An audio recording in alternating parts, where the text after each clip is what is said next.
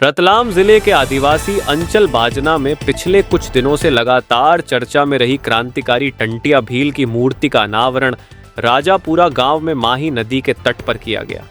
करीब 10 टन की मूर्ति को हाल ही में सैलाना विधायक कमलेश्वर डोडियार ने रात करीब 2:30 बजे क्रेन मशीन की सहायता से इंस्टॉल की थी।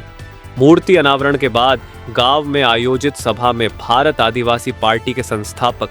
कांति भाई रोत बागीदोरा विधायक जय कृष्ण पटेल सैलाना विधायक कमलेश्वर डोडियार सहित बड़ी तादाद में मंच से सम्मानित सदस्यों ने संबोधित किया। इसको पुण्य माना, पुण्य इसलिए माना क्योंकि किसी किसी जगह पे उसको लोग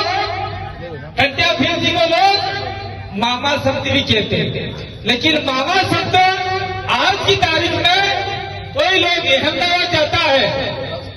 इंदौर जाता है, भोपाल जाता है, तो लोग कहते हैं कौन आया? मामा है। कौन है ये मामा? मामे का अर्थ ये हुआ कि 2 दर्जे का व्यक्ति। अहमदाबाद में हम लोग काम करने जाते थे, हम वहां रहते थे, तो अपने दाहोद में जाके लोग आते थे, कौन आया? तो कुदरत के मामा ही। तो मामा शब्द है वो थोड़ा सा अपवित्र कर दिया इन लोगों ने, लेकिन टंटिया भील को मामा इसलिए कहा था, अभी हमारे सर ने बताया था, इसलिए कहा अमीरों को लूट कर लाते थे। और जिस पार्टी से एक सांसद जो इस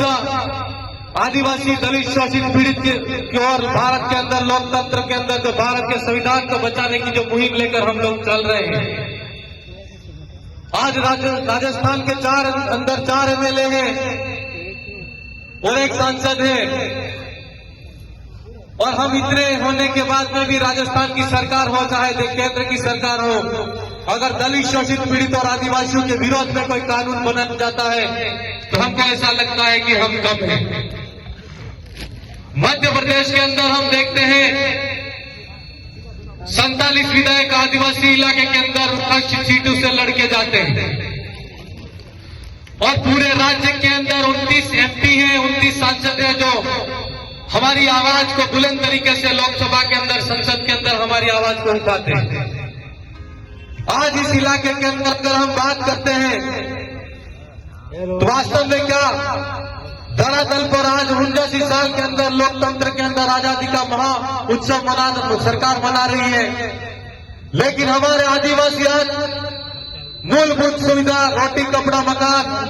और जिस गांव के अंदर अगर वो जीवन यापन करता है तो उसको शिक्षा, सड़क और चिकित्सा, इन 4 सुविधाओं का कितना फायदा पहुंचा है, कितना मिल पाया है, उसका आकलन आप सब लोगों को करना पड़ेगा। मैं ऐसा इसलिए कह रहा हूं कि लड़ाई बहुत लंबी है। मध्य प्रदेश के अंदर जितनी ज्यादा सीटें हैं उतनी ज्यादा संगठन है, और जब तक अगर हम संगठनों के अंदर बढ़ते रहेंगे, संगठनों के झंडे लेकर चलते रहेंगे, जो सपना एकता का, जो सपना हम इस समाज को एक कदम पर लाने का देखते आ रहे हैं,